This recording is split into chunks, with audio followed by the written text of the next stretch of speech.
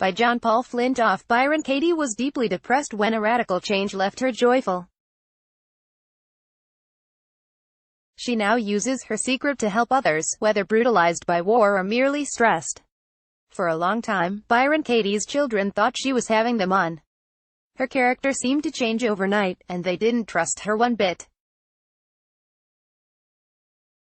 For 10 years, until that day, she had spiraled into rage, paranoia and despair, becoming so depressed she seldom left her house.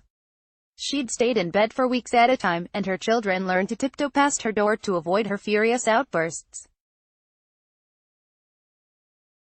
But one morning, when she was 43, she woke up on the floor of a halfway house for women with eating disorders, and everything seemed different.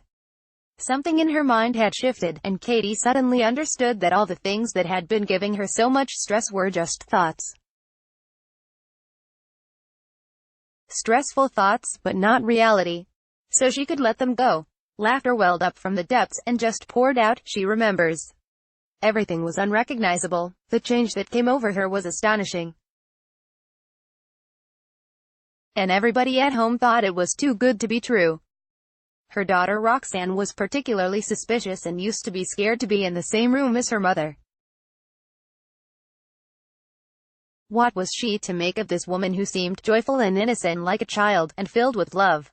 As Roxanne put it, was it a scam? Was Katie pretending to be happy all the time, and sweet and kind? Would there be some kind of payback after a few weeks? Not that quickly, no. In a short time, people who heard about the change started knocking on Katie's door, asking her to help effect the same kind of transformation on them. Then she started getting invitations to meet small groups in people's living rooms, then larger groups, in church halls, community centers and hotels.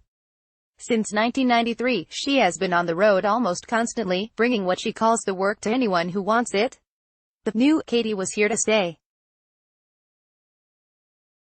Just spell out clearly your stressful thoughts, she explains, then ask 4 questions about each thought in turn.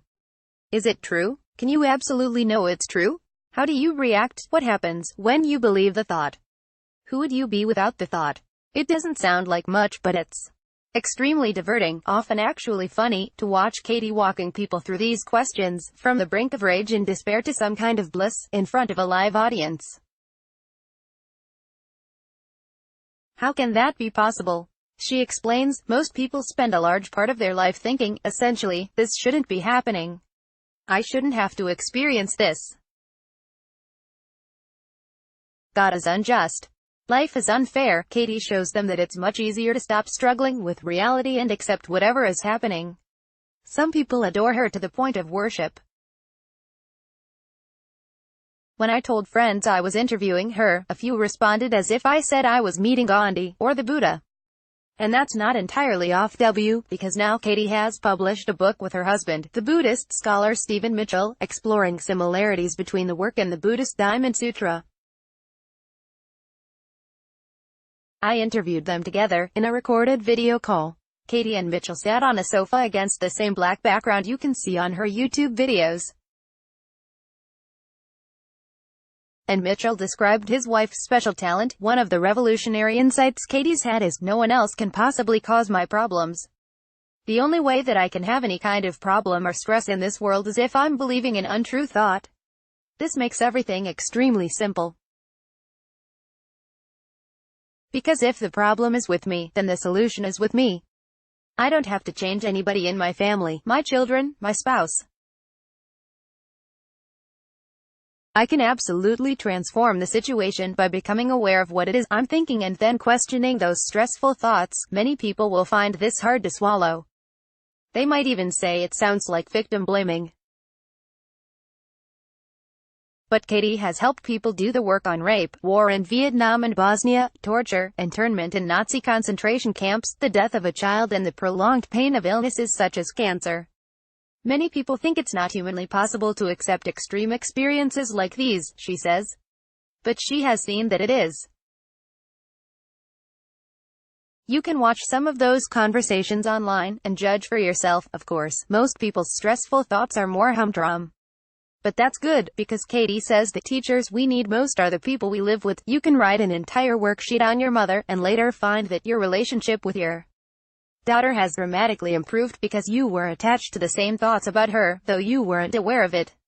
I ask how long it took for her family to embrace the work.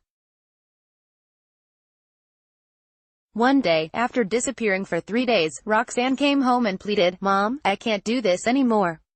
Please help me. Whatever this thing is that you're giving to all these people who come to our house, I want it." Katie obliged.